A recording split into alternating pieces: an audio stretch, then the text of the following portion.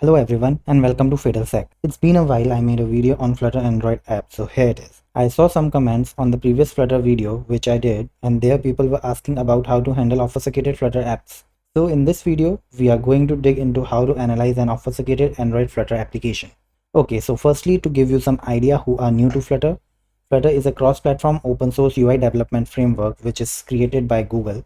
So idea over here is simple. Just like any other cross-platform development framework, Flutter also allows you to develop apps from a single code base for a variety of different platforms such as Android, iOS, Windows, or any other platform you can think of. We will understand more about its internals from the reverse engineering point of view once we start analyzing the app. Okay, so the app we are going to use is same as the one we have used previously, which is our jokes application, and it's called Funny Bones. Let me quickly walk you through it.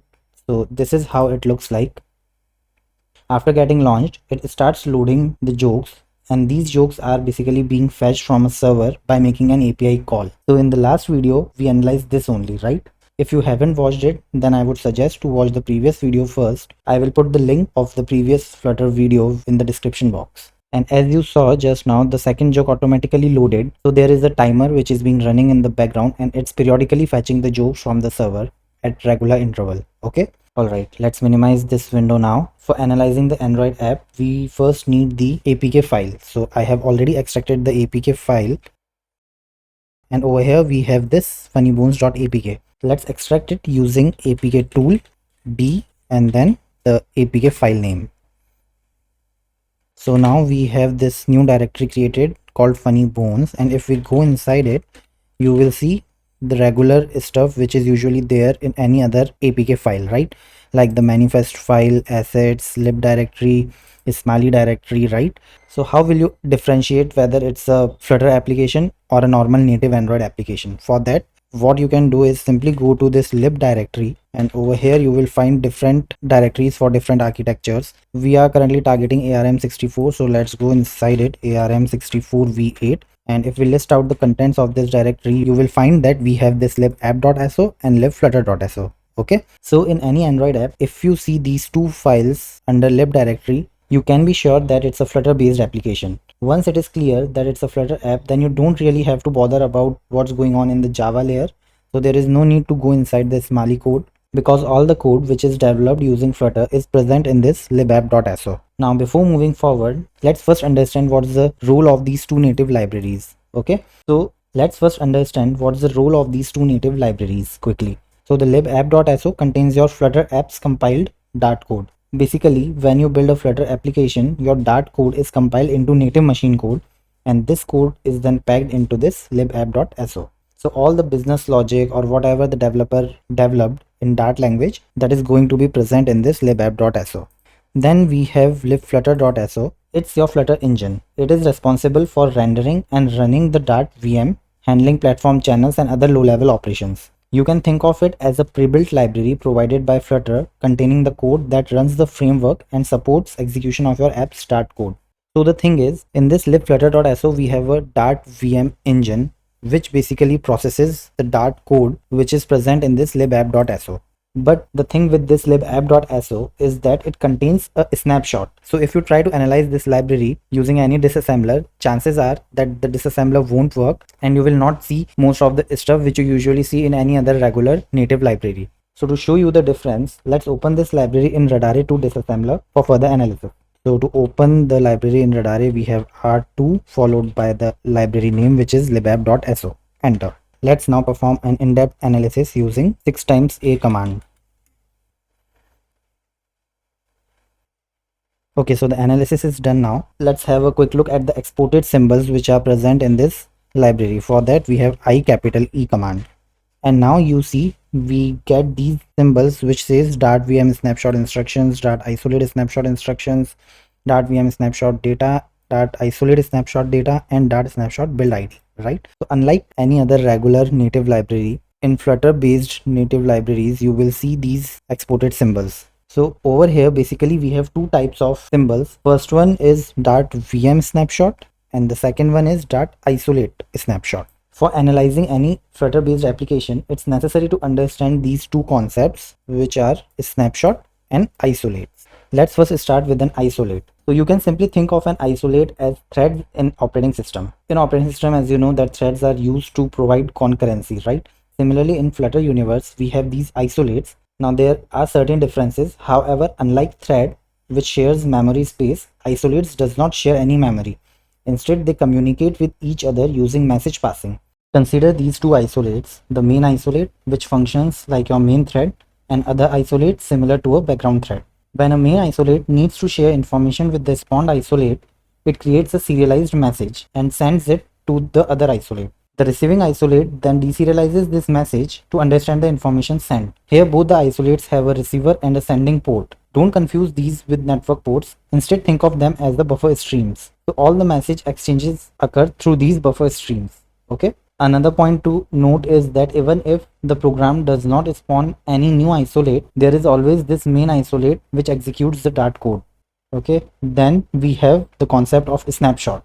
DartVM has the ability to serialize isolates heap, or more precisely object graph residing in heap, into a binary snapshot. A snapshot essentially contains a list of Dart objects to create and instructions on how to connect them together. So instead of parsing Dart source code every time and gradually creating internal VM data structures, VM can just spin up an isolate with all necessary data structures which are quickly unpacked from the snapshot. For instance, over here we have all the Dart objects, internal data structures which are initialized in the memory. Okay, now when we compile a Flutter application, all these objects or whatever state at this point of time in memory are first serialized and then stored into this binary snapshot. The reason why they are serialized is because of interoperability. Flutter snapshots needs to be portable across different devices, and storing these objects directly would involve platform specific memory layout, which makes it more challenging to ensure compatibility across different platforms. Now during execution, these serialized objects which are there in this binary snapshot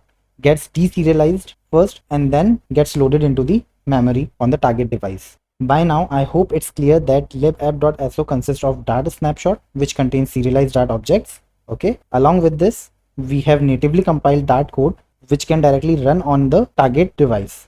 Now what I just explained you, that when the Flutter runtime loads the application, these serialized objects which are there in the snapshot first gets deserialized and then gets stored on the memory. Because of this nature, Dart code does not know the address of these deserialized objects during compilation time, and thus it needs to access them using an indirection at runtime. This is where Dart object pool comes into picture. At compilation time, a reference to each Dart object is stored in a big array called the Dart object pool. At the same time, in the Dart decompiler code, all direct accesses to these objects are replaced by indirect access through the object pool using their corresponding object pool index. If it's not clear yet, let me try to explain this using an example. So consider we have this simple Dart code where we are assigning hello world string into this greeting variable. So over here, this hello world is going to be our string constant, which is a Dart object, and in the source code we have directly assigned it to greeting variable. Now during compilation, this string constant is going to be placed in the Dart object pool, and the compile code stores a reference to its index in the object pool. So if I try to visualize it, this is how the compile code should look like. The string constant hello world gets replaced with this object pool array. Here 42 is the index in this object pool where hello world string is stored. Okay, so here we have our Dart object pool which contains the Dart objects, and each Dart object can be accessed through this index. For example, Dart object 1 is stored in this Dart object pool array at 40th index. Similarly, Dart object 2 is stored at 41 index. Similarly, our hello world is stored at 42 index. So if we want to access this hello world object, we can do that through this 42 index. Now to give you a complete picture, I think this figure illustrates what is happening at runtime. Firstly, when the app is launched and libflutter.so, which is the Flutter engine, gets loaded into the memory, it starts accessing the serialized Dart objects from libapp.so snapshot and deserializes them before storing them into memory, which in this case is this Flutter heap. Now whenever Dart code wants to access a Dart object, Flutter engine will access it through Dart object pool. As you can understand from here that there are no direct cross references between Dart code and data. All these links are hidden by object pool indirection, and that's why it's hard to reverse a Flutter application. Don't worry if these internals are not clear to you, you can still do some reversing of Flutter app by using the tools, but it's always good to know the internals and how things are working internally. So obviously it's not possible to pass the Dart snapshot manually and then map all the Dart objects from the Dart object pool with their corresponding indices or offsets, right? That's where Blutter tool comes into play. So if you go to Google and simply search for Blutter GitHub, you will get a link to a repo, the first one. Click on it and it will take you to the repository where the Blutter tool is published. This tool can automatically pass the Dart snapshot and extract the Dart objects along with the offsets where they are mapped in the Dart object pool. So you can either clone this repository or download it from here. I will put the link to this repository in the description box as well. So let me open another tab, and I have this tool already downloaded under documents tool directory with the name Blutter. So in this directory there is this blutter.py script which we have to use. But before running this Python script, make sure that all the required dependencies are already installed, which are mentioned in this repository's readme over here. So for Debian based operating system, you can download and install these dependencies using apt install. Right, on my machine I have already installed these dependencies under a virtual environment. Okay, so let me just activate this virtual environment first using source virtual environment bin activate. Right, my Python virtual environment is activated now. Now to run this script, we can use this blutter.py. This basically takes two arguments. First one is going to be the path to the libs directory where libapp.so and libflutter.so is present. So that directory is this one, right?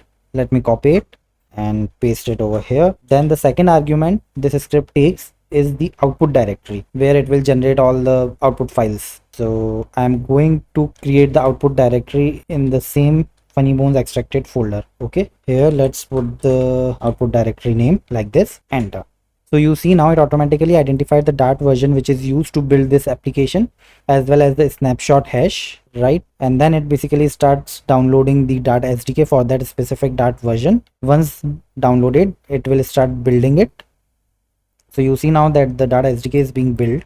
Give it some time. Okay, so the build is completed and you see it automatically identified where the lib app is loaded in memory along with the Dart heap address. Then it analyzed the application, dumped the Dart object pool, then it generated some application assemblies which is going to be the ARM64 assembly code. Then it also generated some Frida script for us which we are going to use later on. Okay, so all this output is being generated in the output directory which we have mentioned in the second argument. So let's go to that directory, funny bones output directory. Right, let's list out the contents of this directory, and you see here we have this ASM directory created which contains the assembly code. Then we have this Blutter Frida script which we are going to use later. Then it also generated some IDA scripts for static analysis purpose in IDA. So if you want to use IDA, you can use these scripts. Then we have something called objects.txt and pp.txt. So for better understanding and visibility purpose, I'm going to open this output directory in VS Code. Open folder. So now in this funny bones directory, we have this out directory where all the output was generated. Now here, let's first go inside this ASM directory, and you see we got all these Dart files which basically contains the disassembled code. Let's open any one of them. Okay, looks like it does not contain any disassembled code. Let's open few of them, and all we get is the class name and some field names. No disassembled code, right? So a couple of things to observe here. Firstly, these Dart file names which you are seeing, they are just some random alphanumeric names, right? That's because this application is obfuscated and all the file names are mapped to these random names. Otherwise, in a non-obfuscated Flutter app, you would see real file names, which is gonna make your life much more easier. Then another thing to observe is that in these classes or files, there is no disassembled code. All we can see is the class names which are again obfuscated. This is not very helpful, and this is again because the application is obfuscated. Otherwise, in a non-obfuscated application, you would see the disassembled code in these files. So because there is nothing we can analyze from here, let's go back to Radare terminal where we have loaded this libapp.so. Here I already told you that it contains Dart snapshots, and in this snapshot we have our Dart object pool as well as natively compiled Dart code, which means we should be able to list down the functions identified by Radare from the Dart native code. So let's try to list all the functions using afl command. It identified almost 9,000 functions. Yes, this means we can see the disassembly of all these functions. Let's seek to any one of these functions randomly. For example, I'm going to seek to this function. Copy. For seek, we have this s command followed by the function name or the offset address. Enter.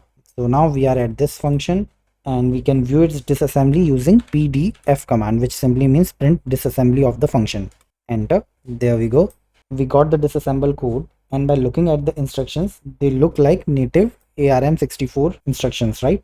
This means we can now play with these instructions. Yes, we can, but it's pointless to just look at the disassembly without knowing where to look. I mean, here for this small application, we got more than 9,000 functions. And thanks to Dart object pool and its indirection mechanism, Radare tool or any other disassembler is not able to calculate the cross references to the Dart objects. In fact, all the Dart objects are moved to Dart object pool. So even if you try to list all the strings which are used in the application using izz command, you will not find anything. Let's see. Enter. Again, it identified more than 26,000 strings, but if you print them, you will see that these are the elf section names, and then the strings, they are basically not readable, right? Nothing useful. So we are totally stuck over here. But wait, we have the Dart objects from the Dart object pool which we extracted using Blutter tool. So if you remember, in our output directory we have this pp.txt file. This file basically contains all the Dart objects which are there in the Dart object pool, which this tool automatically extracted from the Dart snapshot. Let's open this file, and in this file you can see that it identified the pool heap offset as 380080. This means that our Dart object pool is located at this offset. Note that it's an offset, not the actual address in memory. To calculate the actual address, what you can do is simply add the base address where libapp.so is loaded at runtime. Okay. Now consider this offset as the starting point of our Dart object pool array. So if you remember, at the starting I showed you a Dart object pool array which contains these Dart objects along with the indices, right? So considering this offset as the starting point of our Dart pool array, then all these Dart objects stored in this array can be accessed by adding certain offset to this value, right? For instance, let's say I want to access this particular Dart object, and this Dart object is actually present at hex 70 index in the array. So to access this, what I have to do is add hex 70 to this heap offset, and it will point me to this particular Dart object. Okay, I hope it's clear. It's just like how you access anything inside an array, right? You will simply point it out through an index. In this case, the index are not just 1, 2, 3. Instead, these index are the hex values. Let's understand it with another example. So let's say we want to locate this particular Dart object. It's present at hex D0. So think of it as an index inside an array, and our array is basically starting from 380080. So to access the value which is there at index hex D0, we have to add this index to this offset, and then it will point us to this Dart object. Okay, now you must be thinking that, okay, we know the Dart pool offset is this, and we know the index where the Dart object is located. We can simply add these offsets and find them in the disassembly. But it's not that simple. As explained earlier, all accesses to Dart objects are made using indirections to the Dart object pool, right? So you have to first identify those instructions where it is actually referencing to these Dart objects. Now finding these instructions is going to be a tedious task. So instead, I'm going to show you the instruction pattern which is mostly used to refer these Dart objects from the Dart object pool. Okay, you can basically find these pattern if you look into the source code of Dart SDK. So this is how the instruction looks like in ARM64 assembly. Add x5, x27 #8, left shift #12, followed by LDR x5, under brackets x5, hex E28. Now these instructions are basically responsible for referencing the Dart object from the pool. For instance, here it's loading the object which is present at index 8 E28. So if you want to access the Dart object present at, let's say, hex 2338, the instruction is going to look something like this. Add x5, x27 #2, left shift #12, followed by LDR x5, under square brackets x5, hex 338. Okay, Apart from the Dart object index, rest of the instruction pattern is same for all Flutter apps built for ARM64 architecture. For ARM32, these instruction pattern are going to be a bit different, but for now, let's just stick with ARM64 architecture. Alright, so now we know how the instruction looks like. What we can do is create an instruction pattern and search for it using Radar's search functionality.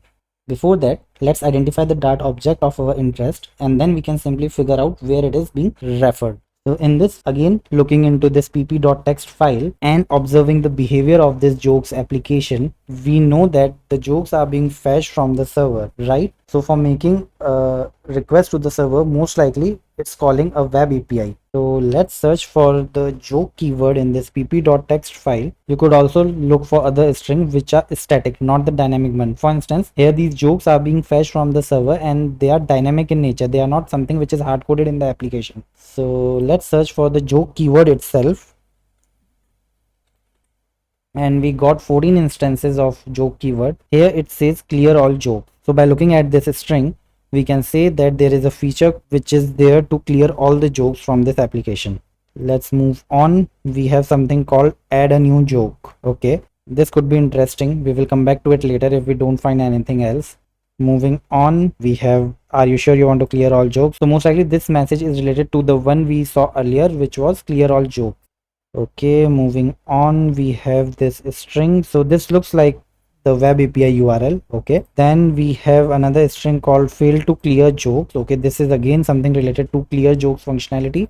But as of now, what I am basically trying to find is something which is used during the fetch operation. So to fetch the jokes from the server, there has to be a function which is making a call to web API, right? So let's move on. Fail to save joke, unable to fetch joke. Make sure you are connected to the internet. Okay, this is interesting. And if we are not connected to the internet, most likely this message will be presented on the application. Then after that we have failed to fetch joke string. Okay, and we also have failed to fetch joke string at this index as well. So these strings looks more promising because they could be involved during the fetch operation. So now we need to go back to the Radar and start analyzing its disassembly. But before diving into the static analysis part, let me give you an overall picture of what we are going to do. Otherwise it will become a bit overwhelming what we're gonna do next. So basically, once we found the Dart object of our interest, which is, let's say, this one in this case,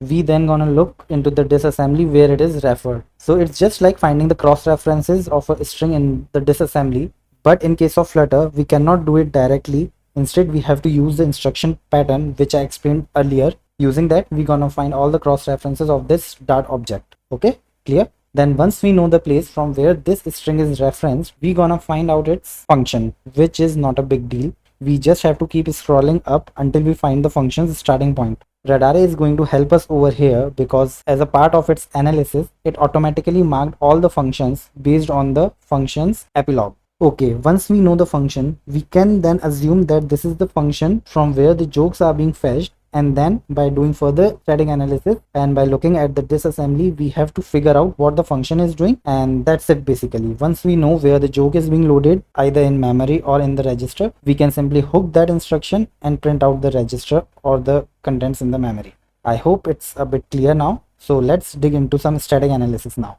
So the Dart object in which we are interested in is this one, failed to fetch joke, and it's present at this index bf_b0, right? So according to this index or offset, the instruction pattern is going to be add x5, x27 #b, left shift #12 followed by ldr x5, underscore brackets x5, hex fb0.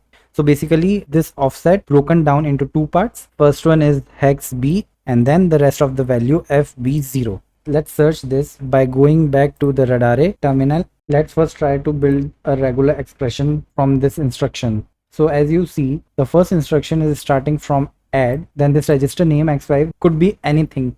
It's not fixed. Then x27 is fixed. Then we have #b lsl #12. So this whole part is fixed and this first add instruction is fixed. The only thing which varies in this instruction is this x5. So what we can do is to have a regular expression which starts from add followed by anything followed by x27 hash b lsl 12. Then to look for the second instruction, this ldr x5, this could vary. The only fixed part over here is this hex fb0 offset. So in radar to search anything in the disassembly, we have this /ad command followed by our regular expression, which is add followed by anything comma x27 comma hex b comma lsl space 12 semicolon. This semicolon is used to basically tell this command that the first instruction is completed. Okay, so what we can do is to simply search for this hex fb0 followed by closing square bracket, hit enter.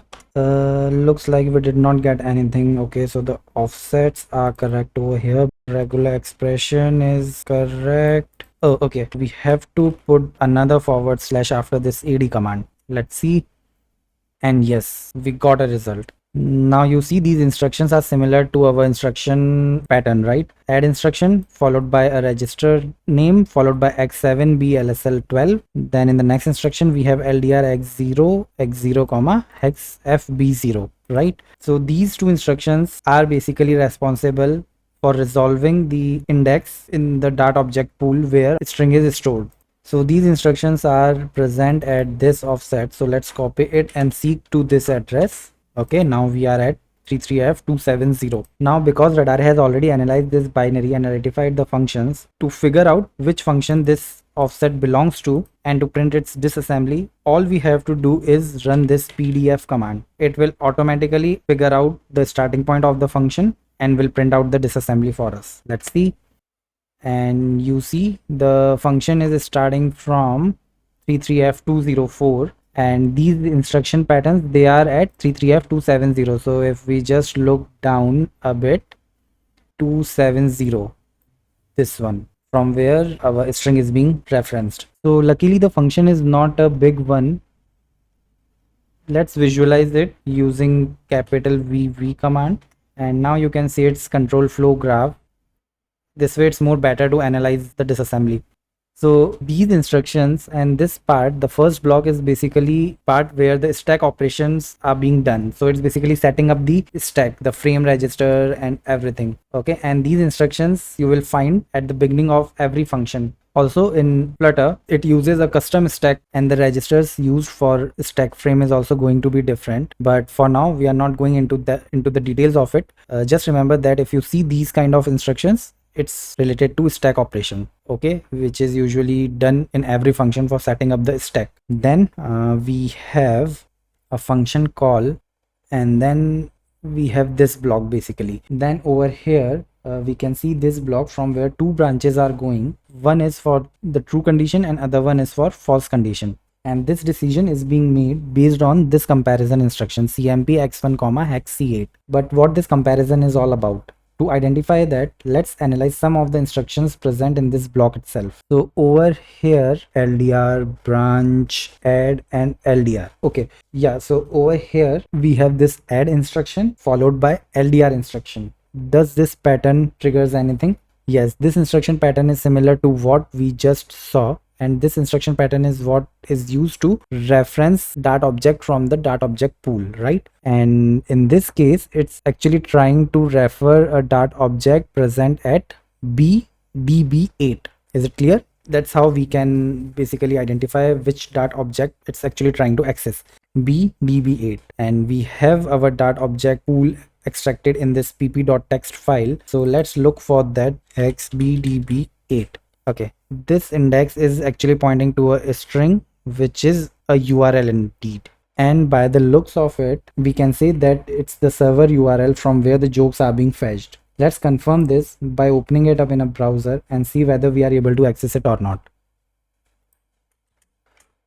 There we go, and yes, in fact the URL is working and the joke is being fetched in JSON format. Okay, now we can be sure that this function is actually related to fetching the jokes, right?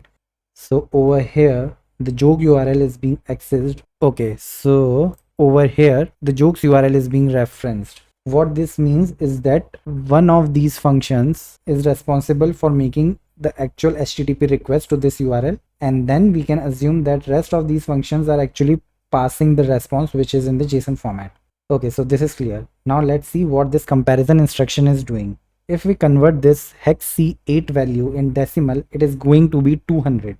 What it means is that it is checking if the value in X1 register is equal to 200 or not. If it is, then it is going to take this path. Otherwise, it will go to this path. So let's analyze this block. If this condition is true, over here again we have this add and LDR instruction. And if we resolve its index, it's going to be BFB0, which is what our target index was, right? Let me show you BFB0, which is the string fail to fetch joke, which now makes more sense. So usually with any API call, we get this status code, right? If URL or web page doesn't exist, we get 401 not found. Similarly, if the request is successful, we get a status code of 200. If this is the case, and this block is actually printing the failed error message, then this block must be the one which is actually responsible for further processing the joke and displaying it on the screen. Alright, so based on this, we are now 100% sure that this routine or this function is the one for fetching the joke. Now you could try attaching the Frida hook here on this function at this address, but what we are interested in is the return value of this function. There are multiple ways to get this return value. You can try by yourself, but you won't get the correct return value if you try to print the return value using onLeave method of the interceptor. That's because of the DartVM and the way it calls the function. So I am going to show you another way. For that, we first gonna find the cross references where this function is being called. So for that, let's go back to the Radare console and to search for the function. So this was our function, right? And this is the function address. Let's copy this, and to search for its cross references, we have axt command followed by the address. And as you see, it found one cross references from where this function is being called, which is at this offset. So let's copy this and seek to this offset, enter. Now we are at 33EFFC. So this is the place from where our fetch joke function is being called. So let's print its disassembly using again pdf command, and note that the function is being called at 33EFFC. Okay, enter. So this is the disassembly of this function from where our target fetch joke function is being called.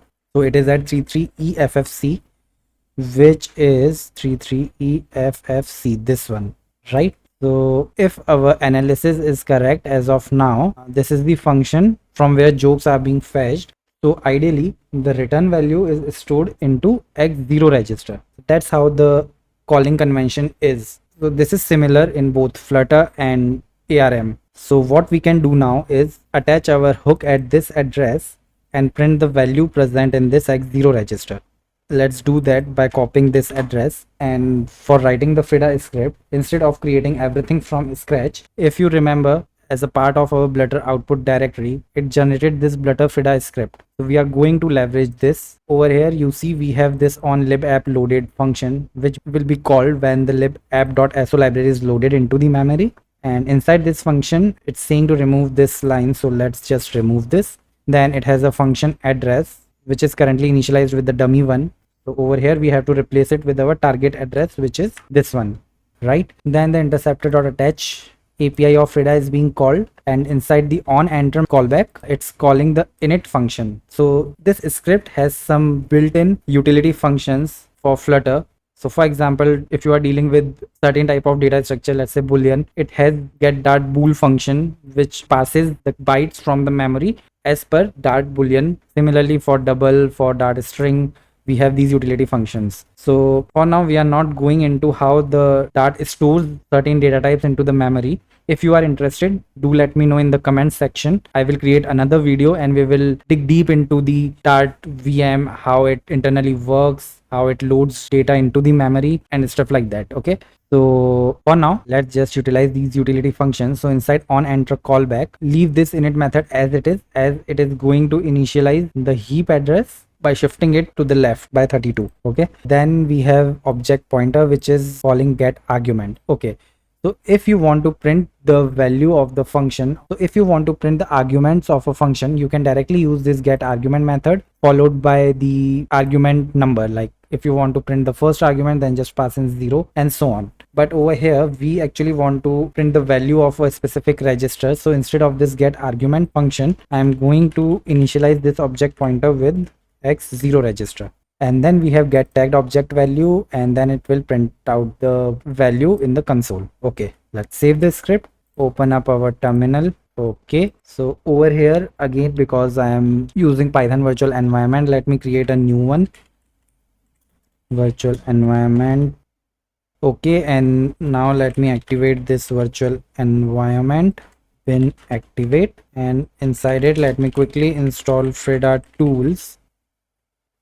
Alright, let's now attach this Frida script to the Funny Bones application. So for that we have Frida command followed by -u to tell Frida to attach to the device via USB, and then our script name, which is in the output directory blutterfrida.js, -f to forcefully spawn a new instance of the application. And over here we actually need to pass in the package name of the application. So for that I'm going to find it in the Android manifest. So if you open up the Android manifest file, you will find the package name over here. Let's copy this and paste it in the terminal. Before executing the Frida script, let me also put the device on the top and hit enter. And it says fail to spawn gadget. That's because the Frida server is not running. So let me run Frida server, which is under data local directory /Frida server, enter. All right, going back to the terminal and executing the Frida command. Cool, this time the application launched successfully via Frida, and let's wait for a new joke to be loaded.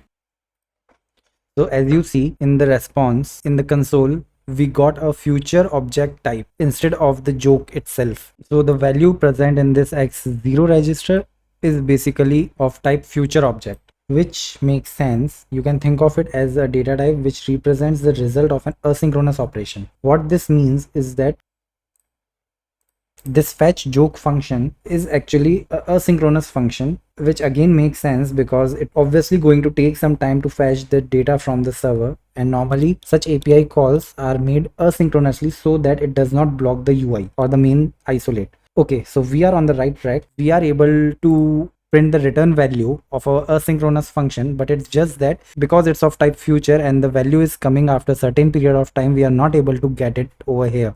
So all we have to do now is to figure out where the result joke is actually. You see, it's an asynchronous call. So for that, let me show you how an asynchronous function looks like. Consider this piece of code, which is similar to what is used in this application as well. So over here, consider we have this fetch joke function, which is of asynchronous type. And when the caller calls an asynchronous function, it puts this await keyword in front of it.